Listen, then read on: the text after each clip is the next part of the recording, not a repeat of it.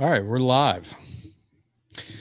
Welcome back to another episode of Persuasion by the Pint. I'm Jonathan Taylor, along with Sean Oso McCool. Oso McCool. Yes. Oso McCool. Been a while, Sean. It has. I was in jury duty last week. Yeah. Did you know, Jonathan, that you can have a jury trial of your peers? Well, that's peers is a stretch. Yeah. Did you know you can have a jury trial for a speeding ticket? What a waste. I'm not talking about like a speeding ticket. Like I'm not talking about like reckless driving. Was the citation. No, the citation was speeding. Specifically, I'm probably not allowed to say this, but 9 miles over the speed limit. 9 miles. A 74 and a 65. And in the state of Texas, you can have a trial by jury apparently for a speeding ticket. Apparently, because I was on that jury. I've never heard of such a thing. It was a riveting case that lasted about an hour, including our deliberation. Basically, yeah, I can't say what happened. How much of our taxpayer money went for that?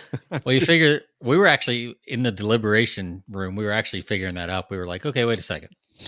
We've got two prosecuting attorneys, public, prosecutors. Yeah. It was the state versus this person. Mm-hmm. We had a state trooper who had issued the citation who had to come in from, to the court, a judge, a bailiff, a judge's assistant. So there's like 6 people right there, 5 or 6 people right there, plus the 6 jurors that were picked, plus the 25 jurors pool that was brought in, to be selected from. So, yeah, for a speeding ticket with a max fine of $200. Sounds like a lot of waste. Yeah. So a lot of waste. And I would think better of Texas. I thought Texas would be the last. Yeah, I totally get like a jury by your peers, but there's just some things that don't warrant a jury, in my opinion. Like that just seems a little. That's one. Isn't that what a judge is for? Like just to kind of make those decisions?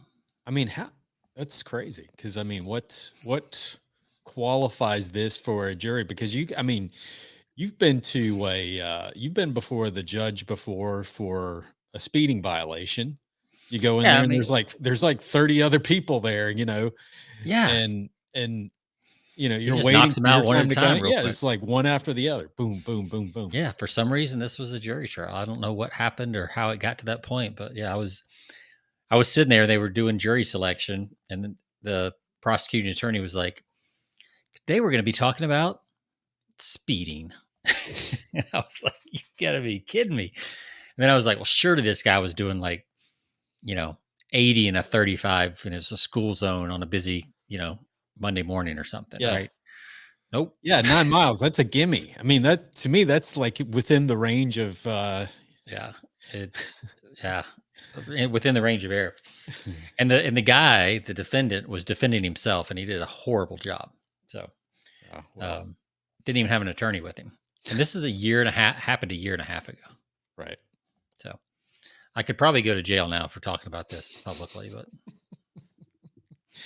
I don't think so. There's people that talk about high profile cases afterwards. So I don't think you're not giving away anything. No names or anything like that. Outside of the ridiculous nature of such an endeavor to have a trial by jury for something like that. It's for crazy. A misdemeanor. It's crazy. Yeah, it's absolutely crazy. So, poor guy. He was terrible at defending himself. So he paid the fine. We had no sympathy for him. He had to pay the fine. It's like, you drug us here for this, man. You couldn't even make it worthwhile. Like, put up a fight, buddy. Yeah. So, so this guy was further down the road. I see what happened. He went to court initially, and he said, "Nope, I am pleading not guilty, Your Honor." He's one of those rare people that say, "You know what? I'm guilty." And the judge says, "You know what? You just pay the fine and we'll be done with it." No, he was not going down without a fight. Yeah, he was that guy, but he did a terrible job of preparing. Yeah.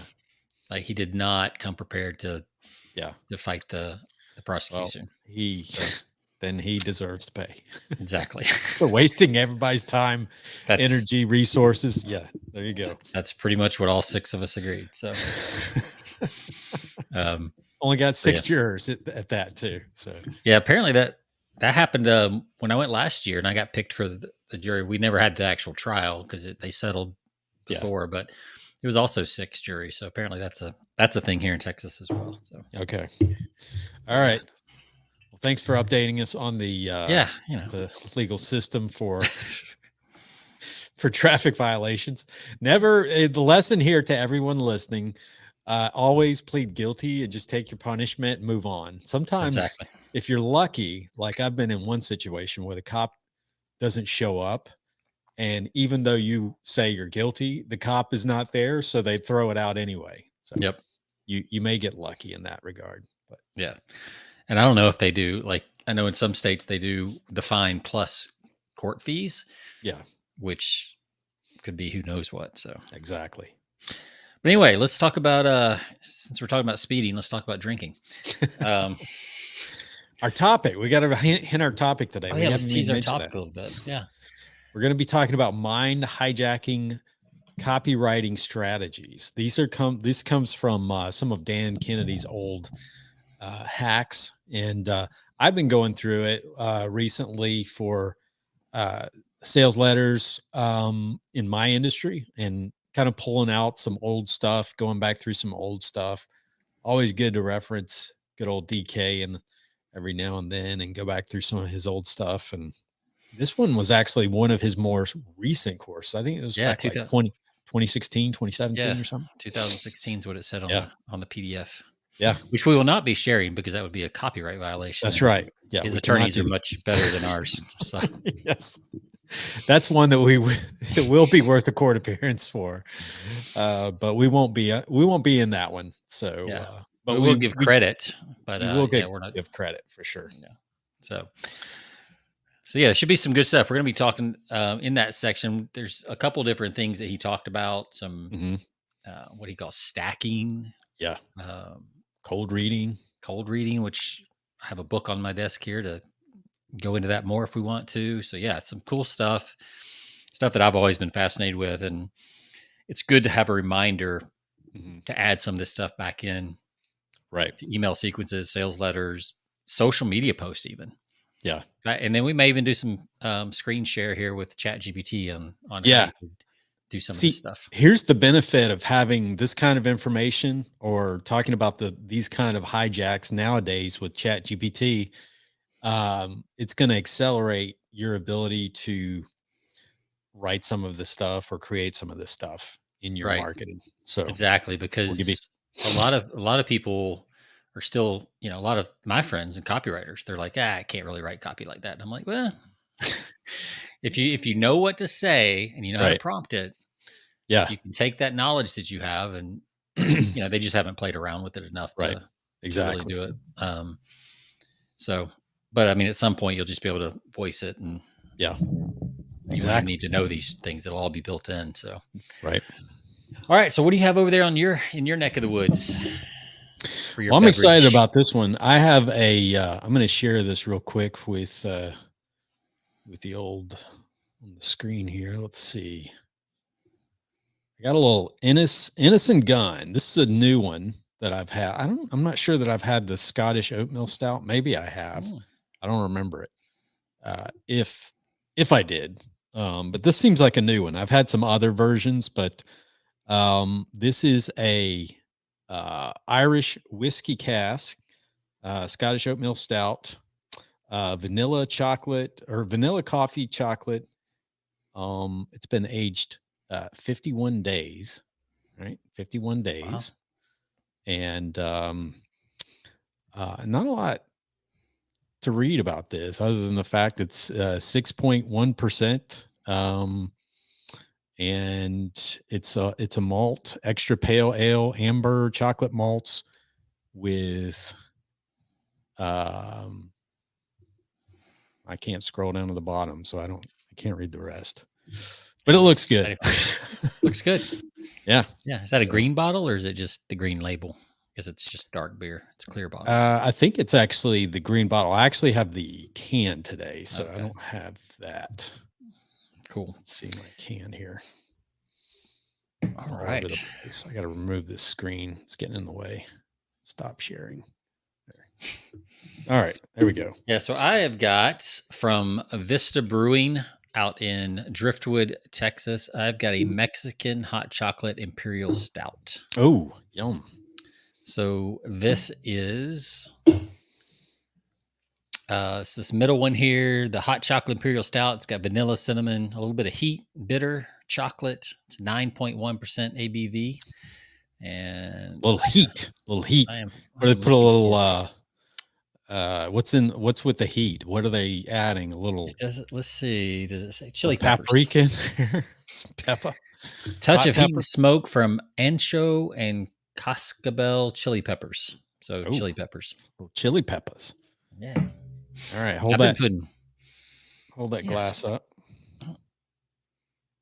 Oh, look at that shot of the ring light in my brew there. It's like a mirror, like an obsidian mirror. All right. Cheers. Cheers.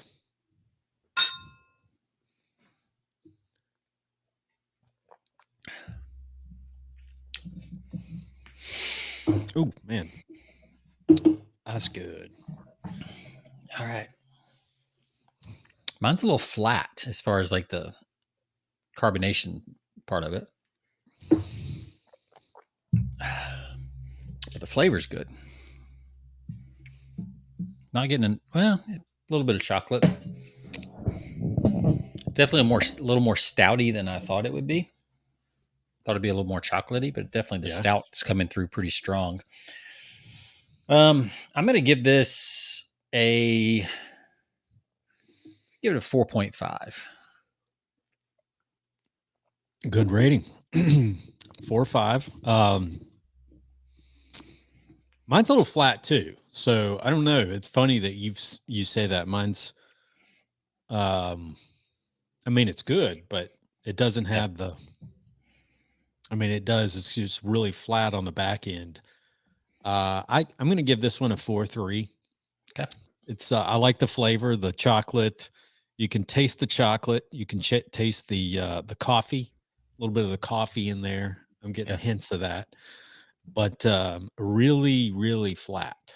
Yeah, mine has zero head when I try to pour it. Like nothing. And this one has a little bit of a head too, but it was just not. It's not much there. Yeah, I might need to get a nitro stout next week or something. I don't know. So, all right. Well, let's jump in to mind-hijacking copywriting strategies that work every single time without fail ever. Without fail. There's a bunch of them. We're not going to go through every one. So the 2 PDFs were about 300 pages total. Yeah, so probably don't want to go line by line through that. No, that might be a little much for anybody. No, we can highlight. I think cold reading, because you've got something on cold reading, and then there's some stuff that we can play around with AI. I do want to mention one of my favorite. I think one of my favorite quotes. One of my favorite hypnotic or mind hijacking tips is on creating problems in your industry. And that's one of the reasons I went back through this, is just like spending time on what are other industry segments or other areas within our industry that I can utilize and create problems that don't exist. And I always go back to he uses the quote in here. I forgot the Lasker. Yeah, Lasker. There is no law that requires a problem to exist before a solution is created for it, manufactured for it, sold to cure it. And it says producing cures only for already existent and familiar problems reveals a stunning lack of imagination and dull mind. So we should probably give some context for those that don't know. Yeah. He gave a couple examples in here. Mm-hmm. Listerine. Yes. Bad breath was invented by Listerine. Listerine was not created to solve bad breath. bad breath was created to sell Listerine. That's right. Which up to that point had been a antiseptic for surgery, not something you put in your mouth. That's right. Yeah, the word halitosis was actually invented back in the 1920s when halitosis was invented. They actually took the word.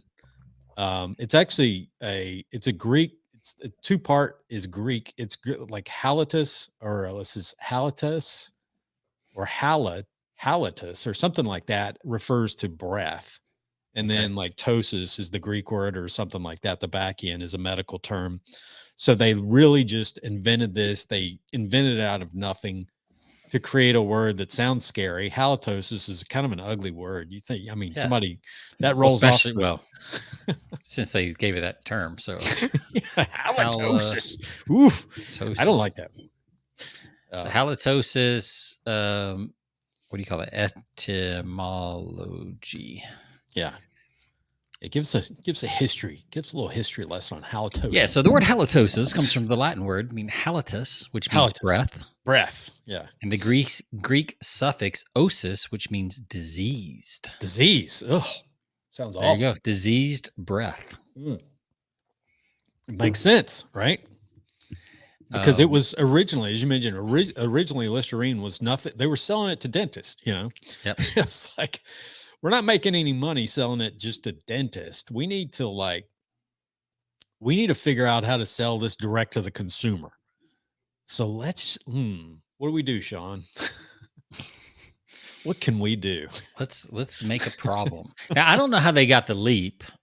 Yeah. From surgery antiseptic to let's swish this stuff around in your mouth. I'm not sure how they made that leap. I would like to be in on that meeting. But hey, Joe, I want you to drink or I want to swish the stuff in the mouth. What's the first thing that comes to your mind? Where's that new intern? No, who knows? I mean, it must feel like it's doing something. Yeah. Don't swallow this time. The last guy swallowed. You don't want to do that. You just want to swish it, spit it out. Yeah. So interesting though, when I looked this up on the Google, check this out. It says over here, Bard over here on the right, says, interestingly, the term itself is relatively new, first appeared in the 1870s, but contrary to popular belief, it wasn't invented by the mouthwash brand Listerine, although their marketing campaign significantly contributed to its widespread use. Oh, okay. All right. So a little correction there. They just... Yeah, we don't know if Bard is right. I mean, Yeah. Who knows? But the key is they Listerine latched on to it and really made it scary. Made it a common word. Yeah, and one of the other examples that Dan was talking about in this was Absorbine Junior, for athlete's foot, and now it's more for muscle cramps and things like that. Yep. It's a stretch. Yeah. So. Yeah, it's all kinds of stuff, and he also talked about in this section he talked about a pretty common sinus drip, which a lot of people have. How there was a 70-page direct mail piece, probably written by Clayton Makepeace or Paris Lampropoulos or one of these guys, right? David Deutsch, one of those. 70 pages on how this thing was going to just absolutely ruin your life if you don't get it fixed. Yeah, so it's like, all the different problems it could cause and all this kind of stuff. It just made the problem really, really big. Right. Because if it's not a big problem, people aren't going to do anything, especially on front end acquisition type pieces. Right. These are cold traffic type offers, whether it's Listerine, Crest, now we've got gingivitis, and we've got all these things. Another one that comes to mind wasn't mentioned in here, but it's one of my favorite stories, is the 10,000 steps. Yeah. That was invented in 1960s or 50s, I think, by a Japanese company that made pedometers. Right. And they were looking for a way to sell more pedometers. Right. And they were looking at the Chinese, whatever it's called, alphabet or whatever. And the number 10,000 looks like a man walking. Yeah. Like the Japanese symbol for it. So they were like, oh, let's use that 10,000 steps. And now it's like gospel. Now it's gospel, right? It's like, okay, yeah. Did you get your 10,000 steps in? Ah, man, I'm right at 9,950. Oh no. and for years, like all the scientific data backed it up. Yeah. Because of course, if you walk, you're going to be healthier. And it led to many people buying Fitbits and Apple Watches for that very reason, right? Yeah. And nobody ever questions the 10,000 steps. I think they have done some studies now that say it's really more like 7,000 is good. Yeah. But yeah, it's so funny how that just like took over. You know, just it's a made up problem. Here's another one that comes to mind. Identity theft, right? Identity theft insurance, right? How many people buy, insurance companies coming up with identity theft insurance? LifeLock. Exactly. I mean, that's relatively, when I say relatively new, that's been within since the internet, has gotten more and more popular, maybe like a decade or so ago is when it really took off. Yep. But yeah, I mean, something that never existed and companies are out there thinking, boom, we got a problem here. Exactly. How often does somebody's identity get yeah, I've never been around anybody that's ever, or known anyone that had their, I'm sure it happens. I mean, but how common I'm sure it happens a lot, but is it because companies started promoting identity theft protection? And all the crooks were like, oh, that's a good idea. Why didn't we think of that? Exactly. What is this?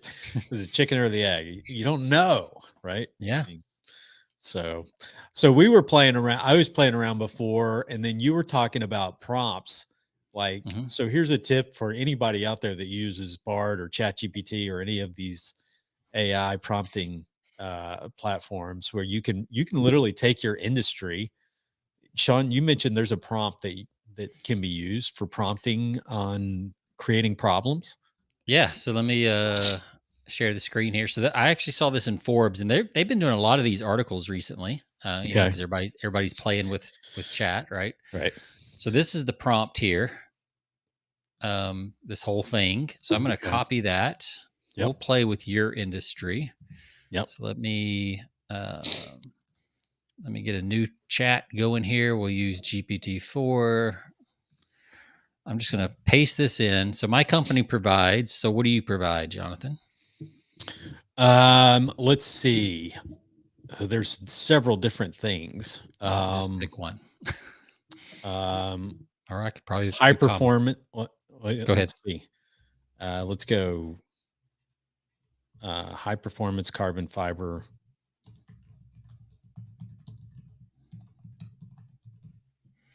For a target audience of, describe your target audience.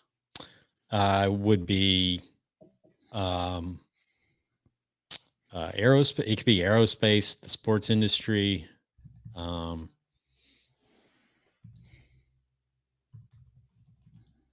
Like equipment. Yeah. Sports equipment.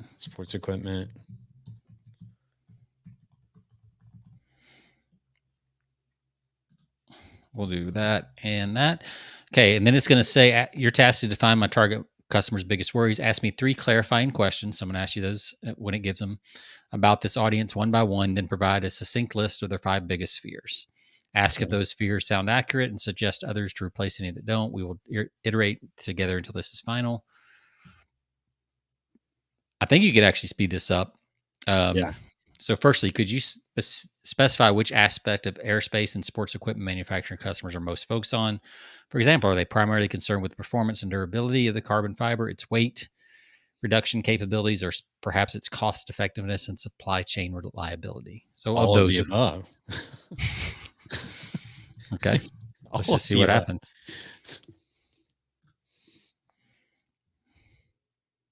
Could you share more about the level of experience and size of the companies within your target audience? Are they well-established industry leaders, startups, or a mix of both?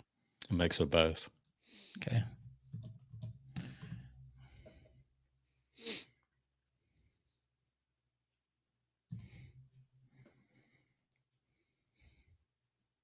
Lastly, are there specific regions or markets, North America, Europe, Asia, where your customers are primarily located?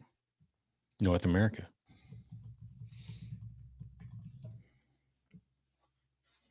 All right. So here's the 5 biggest fears. Let's see if these hit home for you, Jonathan, since you're out in the field. Supply chain disruptions, concerns over the reliability and consistency of supply, especially given global logistic challenges and reliance on specialized materials, regulatory compliance and safety standards, cost management, technical adaptation and innovation pace, and then quality and performance consistency. Yeah, those last 3, cost management, anxiety over cost effectiveness, and then, technical adaptation. Sometimes these things take time to, it takes time to get qualified. Performance and consistency. There's a lot of testing that goes in to meet high standards. So it's got to have strength standards. So they sound accurate, or would you Yeah. want to make any adjustments? Go back, scroll back up to the first supply chain disruptions. That's becoming less of an issue. Regulatory. Yeah. So yeah, that's for the most part, those are good. Okay. So now this part, there was a follow-up question. So let me see what that was in the. So this was for social media content. So let's just take this real quick. So it says, I'm creating content for a platform. So we'll just say LinkedIn, right? Because that's probably your audience. Yep. To alleviate my target audience's biggest fears, for each of the 5 fears we just defined, suggest 2 ideas for a piece of social media content that would serve to alleviate this fear linked to my product or to an outcome my product provides. I don't want the content to be self-promotional. Instead, it should tell a story or introduce an idea that speaks to this concern and reassures my customer that they don't need to have it. Let's see what happens. And then I'm going to work in something else here that was not in the article. So content idea, share a case study of a successful aerospace project that utilized your carbon fiber. Content 2, educational piece. So that's it's going by, it's giving you an idea for each of the 5 fears. Yep. And it's given 2 ideas per fear. Mm-hmm. So we're going to pick one.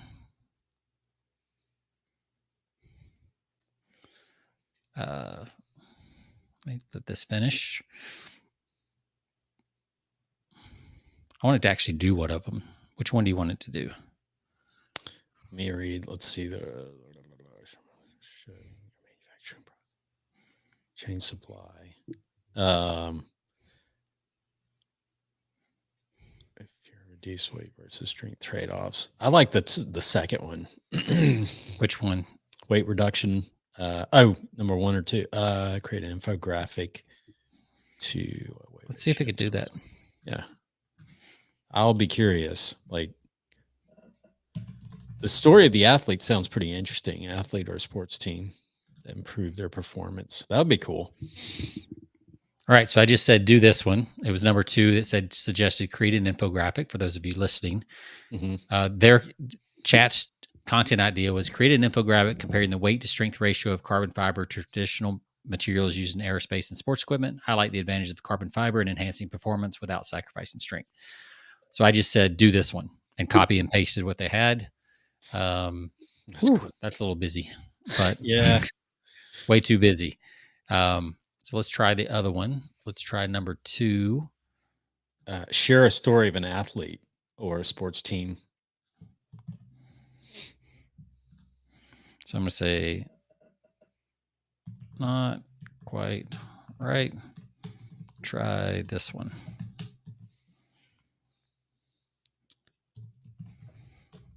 Now, obviously, it's going to make this up, but it could give us the template that we need to write.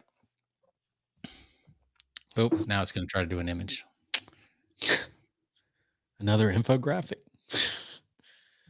See, it may have gotten confused.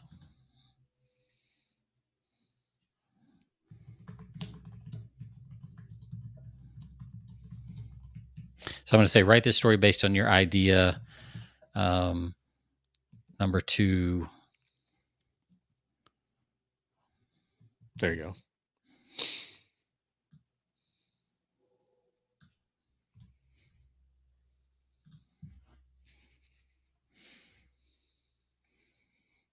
All right. So now it says, in the world of competitive cycling, every millisecond counts. The story of Emma, a dedicated cyclist who dreams of reaching the pinnacle of her sport, is one of transformation and triumph, powered by innovation and equipment technology. Emma's been competing at a high level for years, dedication unmatched, training tirelessly. She needed a breakthrough to the tier. She needed something more. That's when she discovered the potential of carbon fiber. After months of research, blah, blah, blah. The real test came in the national championships, blah, blah, blah. Not bad. Not a bad story. Yeah. No. And it kind of, you could take this and then plug in your real things. Yeah. Or you could just say, hey, here's an example of how this might, look. Right. So, yeah, it's not bad. The other thing you do is now, let's try this. So we'll move and we'll segue into our next thing, which is cold reading. Now, now use the same story, but insert some cold reading techniques so that the reader really gets into the story. Let's see if they can do anything.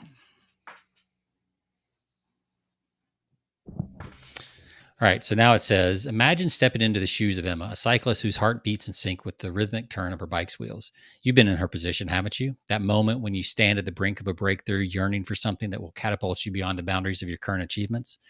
Like Emma, you understand the essence of perseverance, the countless hours of dedication that mold the foundation of success. Yet there's always that lingering quest for the missing piece, that edge that transforms effort into victory. That is so much better starting paragraph. Yeah, right? I like that. Because now you're involving them into it. That's that's pretty good copy right there without any edits. Yep. If you were to open, that's almost like the opening of a TED Talk. Cyclist who hires me. Yep. Quest. So it just goes on. It continues to insert them into the story and say, hey, you can realize this. You can understand this. Yeah. That's good. Yeah. So that's what's cool is that, these tools, they know, and I would say actually Claude is better at copywriting than Chat. Yeah. I think so. I just think Chat's a little easier to use sometimes. And for something like this, if you might want to end up with an image, I want to go back to that image and see if it, even though it's busy. Can you zoom in on that? I can't read a thing except for car light to car. What is that? Nope, can't get it to go the right way. Why is it going backwards? Yeah, it won't go any bigger. I'd have to export it. I can't even make sense of the. Yeah, that is one thing I've noticed with chats. With a lot of chat stuff is that it gets a lot of the imagery gets overdone. I saw somebody post about this on Facebook. It's like a first year artist student. They try to put everything in instead of simplifying down. Yeah. So, if we said simplify this down, make it more readable or something like that, it could have given us something different. It doesn't make sense. I don't even know what that means. That is one thing with Chat's imagery. It's terrible with text. It will just butcher text big time. So you usually want to take their idea and then create your own prompt for it. But even then, infographics a bit of a stretch right now. Although there's probably over here in the GPTs, I bet there's an infographic Genius Pro. So there's all these pre-made GPTs now that you can get. So infographic creators, things like that. Now, I don't know how much info you have to plug in. I don't want to do that right now, but that's cool. Yeah, there's once you get some basic information in there, you can then start adding in some of the copywriting elements, like cold reading, which is one of the big things Dan was talking about in this section. Yeah. And I've got this book called Cold Reading. Yeah. How to Become a Good Mentalist. So one of my favorite shows ever, Jonathan, was The Mentalist on CBS. Patrick Rachel Jane loves that show. Yep. Yeah, it's a great show. She just likes watching Patrick Jane. Yeah, I think that's it. She wouldn't admit that, but I'm pretty sure that had a lot to do with it. California boy, the blonde curly curls. blonde. Yeah, exactly. Yeah. Come on. Well dressed, classic car. Like, yeah. But it's funny because like this book like gives away all what psychic, mind readers do to kind of get you comfortable. And there's like a section in here where it's like it talks about most people, and there's certain things that most people have experienced in their life. So, for instance, most people see themselves as less prejudiced than others in their community. Most people have been involved in some childhood accident which involved water. Most have had a scar on their left knee.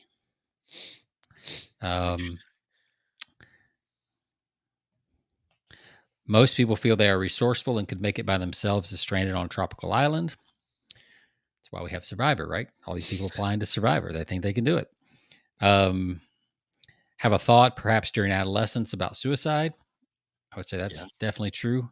For sure. That one's probably growing. I don't know how old this book is. It's pretty old. But most adults have problems or aches associated with their feet, especially women because of high heels. Right. So, yeah, it's interesting. Like there's this whole list of things, and you can use that in your copy, your emails, everything else. You can use these little tidbits that are kind of common knowledge, but they feel very personal. We've said before on the show that which is most personal is most universal. Yep. So that's really what all of this thrives off of is that, here's another example. In most people's homes, you would find things that need sorting out, like old clothes, photographs, or documents. Mementos from childhood, dolls, some toys, books, jewelry from a deceased family member. That's a good one. Like that's something you could see a psychic using, right? I'm picturing Jonathan like a piece of jewelry from a relative that's passed on. Yep. And you'd be like, yeah, it's in the top drawer of my wife's dresser. Yeah. Oh, okay. So, I mean, it's little stuff like that. But what are some of the examples he gave in the PDF when we talk about cold reading? Let's see. Then we can come back to stacking. Yeah. So here's an example of a cold reading sentence. I see you're at a time of your life when certain new decisions are in order. You're at a kind of a crossroads and need to make a choice soon. Yeah. Now you can see how that might work in a follow-up email, for instance. Let's say somebody registered for a webinar and they attended the webinar, but they didn't buy anything. You might do a follow-up email that says something like that, or one of these other ones. You are usually a person of strong character and determination, yet you are at times so considerate of others' feelings that you do not always assert yourself, even when you know you are right. This also sometimes leads to undue delay or procrastination over necessary action that is obvious to you. For instance, you're probably thinking about joining our program, but you think you don't have the money, or your spouse is telling you it's not a good idea. Right? So if I started with that, you're strong, determined, but you're right, and then I followed up with, hey, you're probably thinking about this, because they probably are if they open the email, right? Because we know if they attended a webinar, they heard the pitch, and then they opened the next email the next day, there's some level of interest there, we can assume. Right. Or else they would have just unsubscribed and stopped opening emails. Of course. Yeah. So they want it at some capacity. So if you can tap into that, then they're like, yeah, I do kind of want it, but yeah, I can't really afford it, or my husband, wife, or whatever. That's the kind of cold reading that can get in somebody's head. Yeah. And then as long as you have a good follow up and reason to move forward despite that, you can really get their attention. Yeah. This is so, it's so funny. I mean, you think about this, how this is used on us all constantly. Mm-hmm. If I were to say to you, Sean, I feel like you're at a crossroads of your life. If I heard that, it's like, what man or woman, in their 40s or 50s, probably, kids, you're transitioning to a new time of life. If kids are moving out of the house, I mean, that could, or you've got, something going. Everybody's always got something. There's always a crossroads, right? Of some Yeah, there's kind. always a crossroads. There's a crossroads in life. So it's like you throw that out there and people are like, oh yeah, you're right. Yeah. How do they know? How do they know? They're in my head. They're reading, or as we used to say in the old days, right? They're reading my mail. Yeah. Yeah. Or it's like, Sean, you have a tendency to be, I'll bet you have a tendency to be critical of yourself at times. Oh, yeah. Yeah. Like who's not have some, I mean, we're all critical of ourselves at times whether we admit it or not. I mean, we're creatures that are critical, self-critical, we're always. Yeah. And this is another way that I used ChatGPT before the show. I said, give me a list. All I put in was, I said, give me a list of cold reading opening lines that I might use in copywriting. Mm-hmm. And it said, you're someone who values quality and authenticity, aren't you? It's not just about the price tag. It's about what feels right. Yep. It's like, well, of course it's about what feels right. Yes, of course. Unless you're writing to engineers, that may or may not be right. Yeah. You'd have to take a different approach. Here's another one. At times you find yourself wondering if you're making the most out of your life, don't you? It's a common feeling, searching for that deeper meaning. Mm-hmm. Yeah, everybody can relate to that. You pride yourself on being a rational thinker, but you also know there's more to life than what can be logically explained. It's that balance that makes you. Yeah, that one's pretty good, right? Yep. And you could then move into either direction you wanted to go with the logic or the things that can't be logically explained. Right. You value deep, meaningful connections over having a wide circle of acquaintance. It's the quality of relationships, not the quantity, that matters to you. Mm-hmm. Like most people are not going to argue with these. No, of course not. So now you can, so you could take an ad, for instance, or even a social post that you've written. You could drop it into chat and say, insert 2 or 3 cold reading lines into this post. Yeah. So the reader feels more involved. And it would take some of these ideas and just work it into the post so it really resonates on a different level. Yep. Same thing, so we've talked about cold reading, but there's also Barnum statements, which you just read one of. Mm-hmm. You have a tendency to be critical for yourself. And this is really what makes horoscopes work as well. Yeah. These general statements that, because you already believe them, they sound more true. Yeah.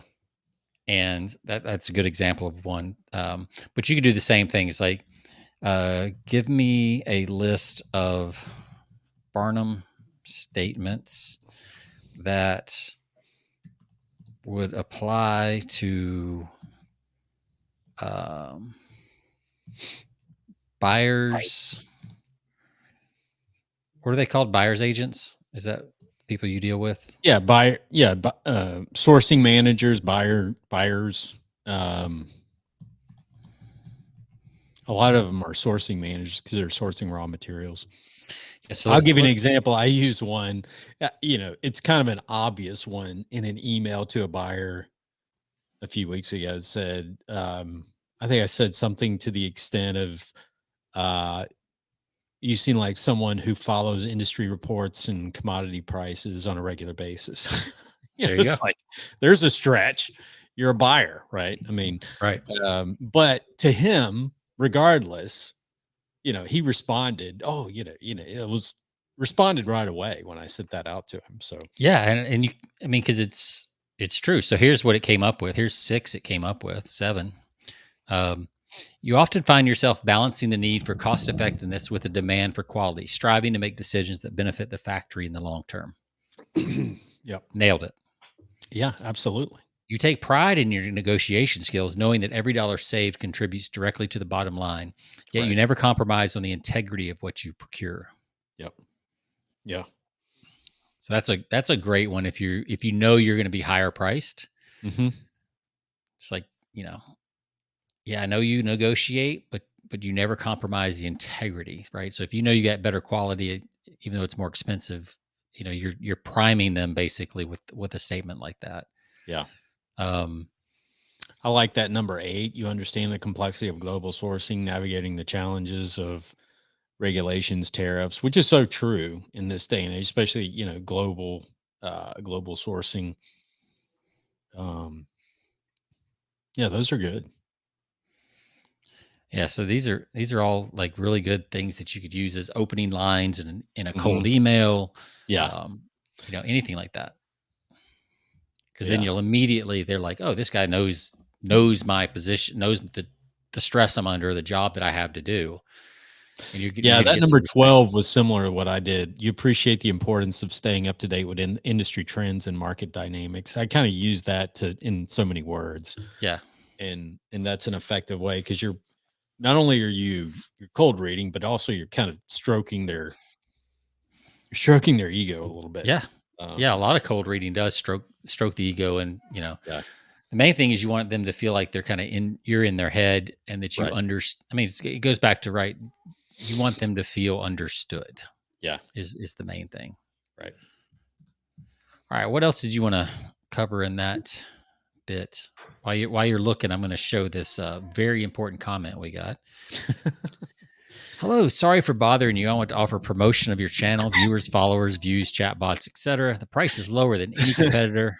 The This quality is person needs to guaranteed. tune in more often, right? They need to finish listening to the show before they send these things. Yeah, for sure. Here, let's actually let's see. It's an image, so I can't. It won't let me copy it. Interesting. I was going to copy and paste it, see if I can get a better opening response. Can you hear my dog whining over here in the corner? I can. You had mentioned stacking. I'm trying to find the stacking area. That was early in that Okay. section. It's on page 17. Okay. 16 and 17. Yes. Yes. The dog is going crazy for those listeners that can hear it, because mom should be home shortly, and I'm not paying enough attention to the dog. So, I'm trying to remember the. There's so many of these. Oh, stacking number 3. yeah. So on page 15, he gives kind of the bullet point list without the examples. Mm-hmm. So stacking is basically where you're kind of, we call this a chain of logic sometimes in copywriting, but the one he's talking about here is one. There's different formulas you can use for stacking, but one that he's talking about here, this was 2016 that he was talking about this, so that a certain presidential candidate was using quite effectively and still is. Yeah. So you would have, here's the stack: a dark item, an embellishment, an even darker item, a darkest item, light at the end of the tunnel, light at the end of the tunnel, then finally personal positive benefits. Right. So here's an example he gave. We're going to build a wall. Yeah. No borders equals no country. They're pouring across our border. We're getting the drugs, the criminals. Mexico is getting our money. Who's going to pay for the wall? Mexico's going to pay for the wall. Yeah. So it's this stack of like bad, worse, really bad. Yeah. Hope. Right. And it works really well for. Yeah. So repeating that, you start with the dark, an embellishment of an even darker item. Mm-hmm. a darkest item. It Yep. gets worse and worse and worse. So But then, so this goes back to the kind of the rule of threes we've talked about before, right? yep, So you got three things that are all dark, and you put them from dark to darkest, dark, right. darker, darkest. You That's know, right. so you're really sucking them down into this pit of despair, Hmm. and then all of a sudden you're going to give them hope. The light at the end of the tunnel. It's not an Yep. oncoming train. It's a real light of hope Right. that you're giving them after you've just completely run them down the road with, darker, darkest, and then you provide the light, Yep. and then the positive benefits, right? So Yeah. fear plays into so much of this. Yeah. I mean, this is basically, another version of PAS, right? Hmm. Yeah, Problem, agitate, solution. It's exactly. basically the same thing, Right. but it's just a little bit more. It's a different way to think about it, Hmm. but it is the same thing. I know the best performing Facebook ads that I've written for clients have followed basically this idea. So I'll usually start with bad news for target audience, dot, dot, dot. Yeah. And then I'll say, whatever would be bad in their areas, like, oh, you're being, it's overworked, or the economy, or, there's all kind, whatever the big top 2 or 3 problems are that I think they're dealing with based on my research. Yeah. I'll put those in there, and then I'll be like, fortunately, because you're reading this ad, or fortunately, there's a solution for this. And then I get to the light at the tunnel, and then I get specific about the benefits of whatever whatever the call to action is, right? Right. So join this webinar, attend this live, whatever it might be. So these work really well, and a lot of people don't like to do this, because Yeah. we don't like to lead with fear, but the fact is it works. And the other fact is they already have these fears. It's not like you're reminding them of them, but you're not completely creating these fears. A lot of people already have these fears. Yeah. It's like in the financial world, right? Most people are worried about not having enough money, or running out of money, or whatever it might be, depending on where they are in their life, trying to play catch up, right? All that kind of stuff. A great example of this would be, and we've referenced that, the End of America, the ad or the report. Yep. It does a great job of the stacking, where it's just like one bad thing after another. Yep. Came out 2010. Yeah. That's a prime example, because it's one of the most successful campaigns ever. I guess in the financial. And you have to remember the timing of that was really important too, because it was after the financial crisis. It was kind of the bottom of the financial crisis. Right.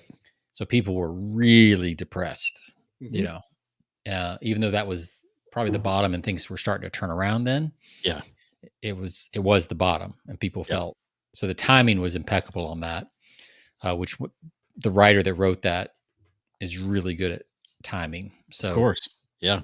And understanding market sentiment, so, that's like, some of these stuff that Trump talks about in these speeches where he uses the stacking. Right now he could talk about gas, he'd talk about groceries, he'd talk about, those kind of things, because that's on people's mind right now. Yeah, for sure. And so even though some of the economic numbers are actually pretty good and better than they've been in a while, there are certain pockets that you could key in on, like gas and groceries and housing prices, the cost, just the basic cost of living, that people would absolutely be like, yeah, it's terrible, it's the worst it's ever been, all that stuff. Yeah. It'd be pretty easy to sway them to that. So, and there's so much good stuff in here. It's, if you can find it, it's called Mind-Hijacking Copywriting. Yep. I don't know if it's available on, the over at DK. Yeah. I think Magnetic Marketing is the new home, right? With Russell Brunson and all that. Right. Right. I don't know if it's there or not. But if you were to Google, you could probably find it. That's all I'll say.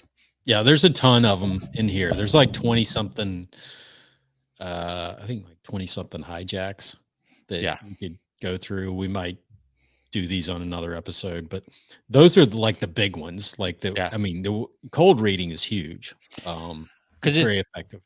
The stacking and the cold reading, and the inventing a problem, those three that we covered today, those are really like what make up the lead or the first, 5, 10, 20% of the copy. Right. If you get that right, then it's pretty formulaic after that. It's pretty much just kind of laying out your case after that. Yep. Because you pretty much got them if they start nodding their head and agreeing with you in those first few paragraphs. And as long as you don't say something stupid, and as we say in face-to-face sales, Jonathan, you don't talk past the sale. Exactly. Then you'll probably have them if you get that opening right. Right. So yeah, there's a lot of good stuff in here. Some examples, and he's even got some, at least on the PDF I'm looking at. Here's another. We can throw this out there: how to stop disqualification in its tracks. So this is the method of like arguing the merits of a proposition. So rather than arguing the merits of a proposition that you can lose weight and keep it off for life, or that you can start a home-based business in your spare time and earn a doctor's income in 10 weeks or 10 hours a week, or that you can get out of debt and live debt free, or that most people will let the proposition slide unchallenged and instead disqualify only themselves or their kind from it. This is the pre-existing negative mindset. So here's an example, like, no matter what your blank. So here's it's like example of an ad: the amazing seduction secrets of a skinny, ugly 6-foot geek from California that could get you all the girls you want, no matter, and there's the key word, no matter what your looks or age. So yeah, that's where, like, in the headlines or stuff, and I do this in ads too, or emails or whatever, even in this economy, even if is another one, like no matter what, even if, no matter, right, even if, and then blah blah blah, like whatever circumstances you have in your mind, right, that could completely disqualify that. Yeah, so even in this economy, and even if you've never done X, Y, Z before, right? Those are classic things. And you can take, if you go through a document like this, you can take those formulas that are mentioned in here and you start plugging them into ChatGPT around your niche. Right. You just say, hey, I'm in this niche. I want to use this copywriting formula. Help me fill in the blanks. Yep. And it will do it. And it will come up with some decent stuff because you're giving it a formula to work with. That's when it's really powerful, is when you give it a formula to work with, it'll go out and find the blanks to fill in that you may overlook. Mm-hmm. But for now, you need to have the formulas to really, help dial it in and put guardrails on it. Otherwise, it just goes all over the place. If you were just say, write me a great headline, it would come out cheesy. It wouldn't be a great headline. But if you give it a couple examples, it'll do really, really well. Sure. Yeah, I think that's good for now. We're about that time point. Yeah, we'll post a link to, or send me the link so I can post the link to the article on prompting. That'd be interesting for our listeners. Yeah, I'm going to go ahead and grab that and put it in the comments while we're live, because I think it'll spit it out to a few places with the magic of whatever, the internet. Yes. There we go. Forbes will appreciate that. I'm sure they'll send us royalties of some kind. Of course they will. There we go. All right. Yeah, that's a quick and easy. Just, remember that URL that we just flashed on the screen. If you didn't remember this one, how about that one? Yeah. Now we'll have it in the show notes. You need to go to, this will be Persuasion by the Pint, episode 3. I forgot to put the banner up today. We're at episode 344. And you can access the link there. I'll have it posted in the show notes. So very cool. Good stuff. All right, Sean. Good. Yeah, it is. I'm going to continue going through. I went through the whole report, but I'm actually listening to the audios on that. Yeah. So how different are the audios from the PDF? It's just Dan talking.